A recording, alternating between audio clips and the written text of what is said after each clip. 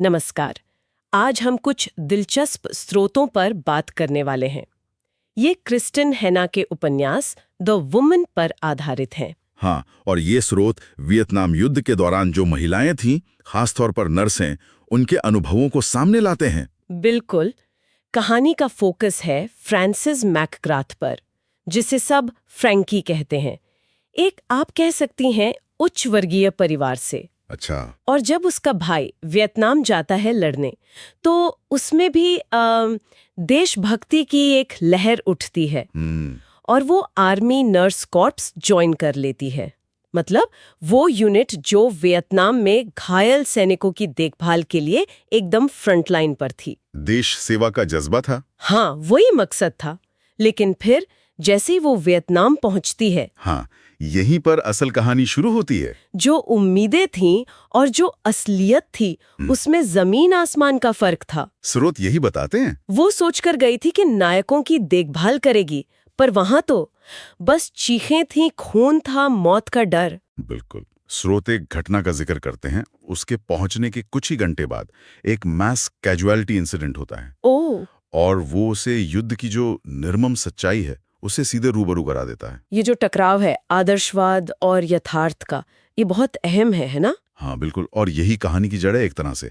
स्रोत बताते हैं कि कैसे वो शुरुआती जोश, वो देशभक्ति, रोजमर्रा के भयानक अनुभवों के नीचे दब जाती है। अंग भंग हुए सैनिक, जले हुए लोग, हर पल खतरा। उफ। ये सिर्फ कोई बाहरी लड़ाई नहीं थी, ये एक गहरा मानसिक और भावनात्मक बोझ था। स्रोत इसका जिक्र बार बार करते हैं। फ्रैंकी का आदर्शवाद जैसे पिससा जाता है उस माहौल में। कल्पना करना भी मुश्किल है। मतलब उस माहौल में कोई कैसे कैसे काम करता होगा।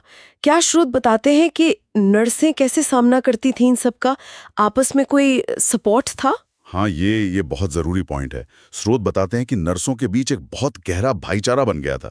मुश्किल हालात में जो रिश्ते बनते हैं वो अटूट थे, वो काफी नहीं था हमेशा। युद्ध का जो आघात था वो बहुत पर्सनल, बहुत गहरा था।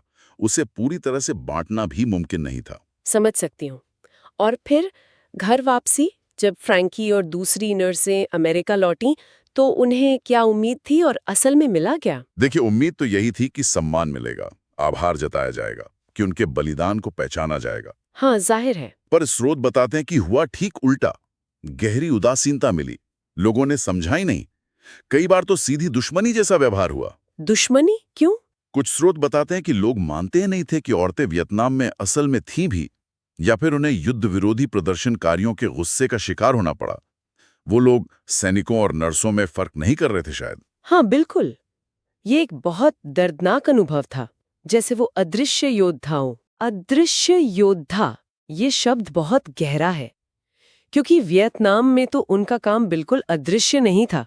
वो तो जान बचा रही थीं। हाँ बिल्कुल, बेहद जरूरी काम था। और यही विरोधाभास बहुत पीड़ा देता है। सही बात है। और यही वो बात है जिसे स्रोत बार बार उठाते हैं। उनके अनुभव की सच्चाई और घर पर जो सामाजिक प्रतिक्रिया मिली, उसके बीच का ये गहरा फासला। ये सिर्फ युद्ध के मैदान का ट्रॉमा, मतलब पीटीएसडी ही नहीं था। ये घर आकर जो तिरस्कार मिला, जो नजरअंदाजी हुई, उससे एक अलग तरह का ट्रॉमा पैदा हुआ। उनकी पहचान को, उनके पूरे अनुभव को समाज ने जैसे खारिज कर दिया। तो ये उपन्यास और ये स्रोत, ये सिर्फ फ्रैंकी की कहानी नहीं है। ये उन हजारों महिलाओं की आवाज है जिन्हें इतिहास ने जैसे भुला ही दिया। बिल्कुल सही कहा। ये स्रोत वियतनाम युद्ध के बारे में जो हमारी आम समझ है, उसमें एक बहुत बड़ी खाली जगह को भरते हैं। पुरुष सैनिकों के अनुभवों पर तो फिर भी, मतलब विवादों के साथ ही सही, काफी कुछ लिखा कहा गया। हाँ, वो तो है। पर नर्सों, रेड क्रॉस वर्कर्स और दूसरी भूमिकाओं में जो महिलाएं थीं, उनकी योगदान, उनके संघर्षों को उस वक्त के अमेरिकी समाज ने और यहाँ तक कि इतिहास ने भी काफी हद तक अनदेखा कर दिया। तो ये उपन्यास एक तरह से उस ऐतिहासिक भूल को सुधारने की कोशिश है। हाँ, ऐसा लगता है। ये सिर्फ युद्ध की कहानी नहीं रह जाती फिर। सही। ये स्मृति के बारे में है, पहचान के बारे में है और इतिहास में महिलाओं की जगह के बारे में भी है। बिल्कुल। ये हमें सोचने पर मजबूर करता है कि हम युद्धों को, संघर्षों को याद कैसे रखते हैं, किन लोगों के अनुभवों को हम महत्व देते हैं। इन स्रोतों से जो मुख्य बात उभरती है, वो सिर्फ फ्रैंकी या वियतनाम की नर्सों के बारे में नहीं है। ये उन अनगिनत महिलाओं के बारे में है जिनके अनुभवों को अक्सर ऐतिहासिक घटनाओं के वर्णन में या तो दबा दिया गया या नजरअंदाज कर दिया गया। और यहीं पर एक सवाल मन में आता है जो इन स्रोतों को पढ़कर उठता है कि अगर वियतनाम युद्ध जैसी घटना, जो कि मतलब ऐतिहासिक रूप से उतनी पुरानी भी नहीं है, उसमें महिलाओं की कहानियों को इतनी आसानी से अनदेखा किया जा सका, सोचने वाली बात है।